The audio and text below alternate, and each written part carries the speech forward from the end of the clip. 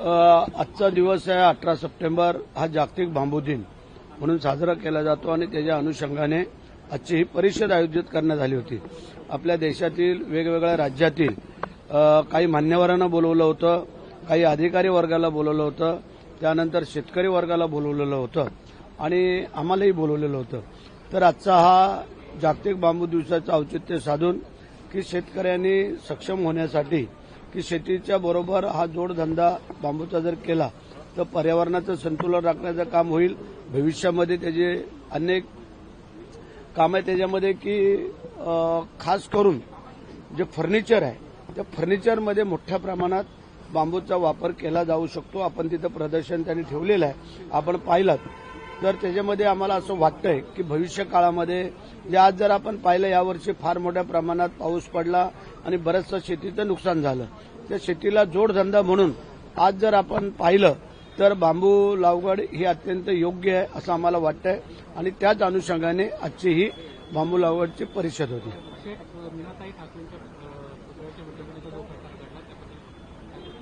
नाही, त्याबद्दल आम्ही कालच निषेध व्यक्त केलेला आहे। ज्या कोणी केलेलं आहे ते अत्यंत निंदनीय आहे आणि चुकीचं आहे, त्याबद्दल काही दुमत असण्याचं कारण नाही। आता एक आरोपी पकडलाय असं म्हणताय, त्याची चौकशी चालू आहे, त्या चौकशी अंती काय निघते ते बघूया। तोच आहे का आणखीन कोण आहे हेही त्यामध्ये हे होईल आणि आम्ही त्याचा जाहीर निषेध केलेला आजही करतो। परंतु ज्या व्यक्तीला आरोपी म्हणून पकडण्यात आला आहे तो एका शिवसैनिकांचा म्हणजे उभाटा सेनेच्या शिवसैनिकाचा भाऊ आहे। अंतर्गत वाद जो आहे त्याच्यातून त्यांना मग ठीक आहे ना, जे काय ते वस्तू सांगावी, पण तो राग आमच्या मासाहेबांच्या पुतळ्यावरती नाही काढायला पाहिजे होता।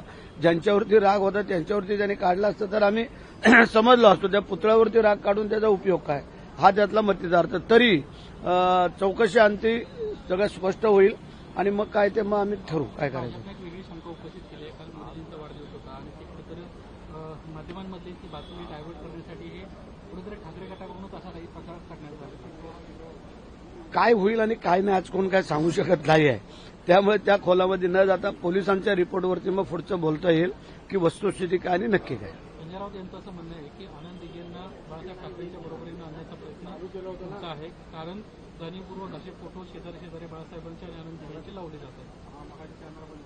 आता संजय राऊताचं का मन खातंय आम्हाला काय माहिती नाही। दिघे साहेबांचं पण तेवढंच योगदान होतं ठाण्यासाठी। कोणी आज सांगल की ठाण्यामध्ये दिघे साहेब म्हणजे हे वेगळं वातावरण हे गेल्या अनेक वर्षे सगळ्यांनी पाहिलं आणि दिघे साहेबांनी वेगळं काय केलंय हिंदुत्वासाठी आणि शिवसेनेसाठी पूर्ण आयुष्य त्यांनी वेचलेलं आहे। आज जर या संजय राऊतांच्या मनात जर अशा काही शंका येत असतील तर त्याच्या एवढा दुर्दैवी माणूस कोण असू शकत नाही असं आम्हाला वाटतंय।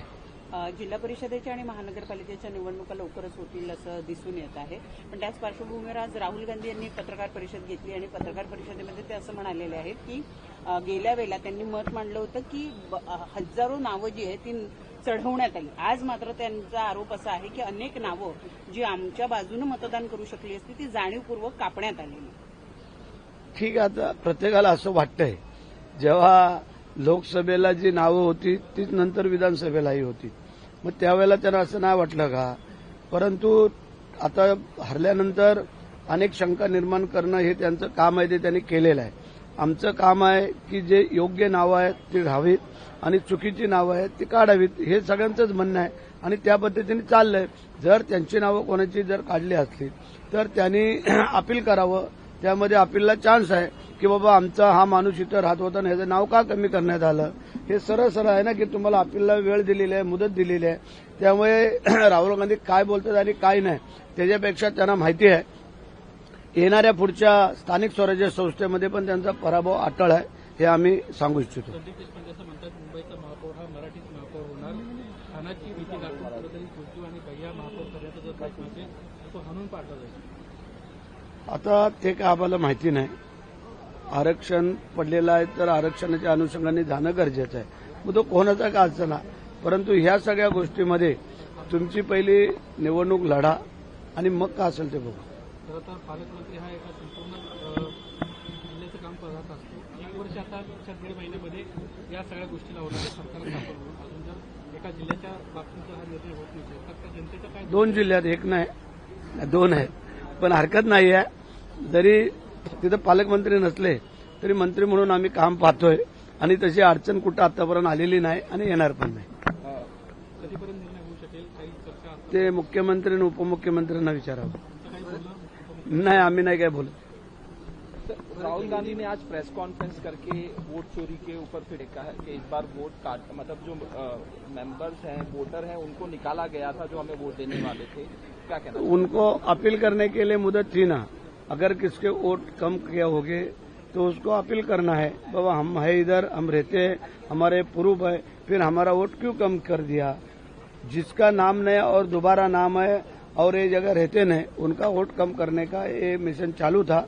अगर उसमें से किसका अगर वोट कम हुआ होगा तो उन्होंने अपील करके वो वापस लाना चाहिए था. महाराष्ट्र हो गया, कर्नाटक हो गया, ये सभी राज्यों के सवाल उठाए हैं. किस तरह से देखिए? क्या सवाल उठा है? यही वोट नहीं, वो जो काम करेगा वो खत्म कैसा हो जाएगा. काम अच्छा करेगा वो आगे जाएगा. हम लोग महायुति का काम कर रहे हैं, हम लोग आगे जा रहे हैं. तुम लोग ने काम कैसा किया क्या नहीं ये सबको पता है, तो इसलिए अभी उनको कुछ बहाने नहीं तो ये बहाना सामने लाया है. 6012 वोट जो है वो पूरी तरीके से खत्म किया गया कर्नाटक के चुनाव के दौरान.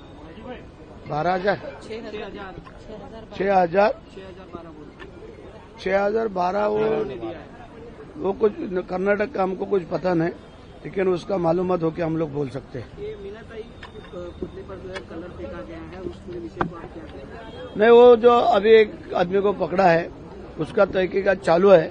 उसका बाद में वो मालूमात हो जाएगा सही क्या और झूठ क्या. उसमें बताया जा रहा है कि वो उद्धव गुट के एक कार्यकर्ता है, वो उसका भाई है. हाँ, बात सही है, लेकिन उसका वजह क्या कारण क्या वो तो मालूमात होना चाहिए. अगर मालूमात नहीं हो और हम लोग कुछ बोल दे वो अच्छा नहीं, इसलिए मालूमात करके हमको हम बोल देते. कोर्टामध्ये एकीकडे प्रकरण सुरू असताना वाशीमधील 2 विविध इमारती आहेत. तर एकनाथ शिंदे साहेबांना त्या भूषण असताना देखील ते तात्काळ त्यांनी थांबवलं. का थांबवलं काय नाही आम्ही विचारतो. कारण काय आहे, काही वेळेला गरीब लोक फसली जातात. ते बिचारे काय पाहत नाहीत काय नाही आणि बिल्डर लोक कधी कधी फसवतात आणि ते गरीब कुटुंबातली लोक असतात ज्यांनी अगदी ओढाताण करून ते रूम घेतलेले असतात आणि मग अशा वेळेला त्यांच्यावरती संकट येतं. त्यावेळेला मग ते आमच्यासारख्याकडे येतात आणि आम्ही त्यांना थोडीशी आधार देतो की खरं काय करायचं काय नाही. आता बऱ्याचशा अशा बिल्डिंगी पूर्वीच्या उल्हासनगर किंवा इकडे होत्या त्यांना रेग्युलर केलं ना, मग तसं जर काय भाग असला तर चुकीचं काय.